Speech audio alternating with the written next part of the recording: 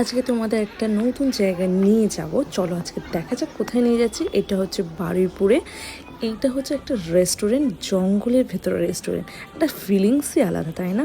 এখানে বিভিন্ন সাপ রয়েছে, বিভিন্ন বুদ্ধ রয়েছে, একদম পুরনো, যেটা পুরো জঙ্গলের ভেতর ভীষণ ভীষণ একটা ইউনিক রেস্টুরেন্ট করেছে। এই প্রথম হচ্ছে আমাদের বারুইপুরে করেছে। এটা হচ্ছে সাউথ 24 পরগনায়।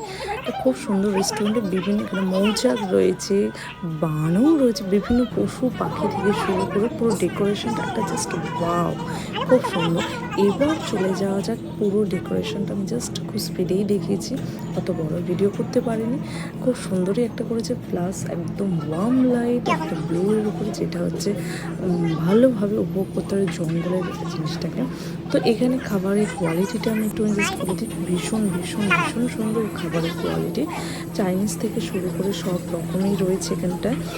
তাছাড়া এখানে স্পেশাল একটা জিনিস আছে, একটা ডিশ তৈরি হয়েছে, সেটা হচ্ছে তাছাড়া আমাদের ফ্যামিলি সেদিন আমাদের যাওয়া হয়েছিল। এটা হচ্ছে আমাদের অ্যানিভার্সারি, আমার বাপের বাড়ি ফ্যামিলিকে নিয়ে যাওয়া হয়েছিল, এটা বারুইপুরে।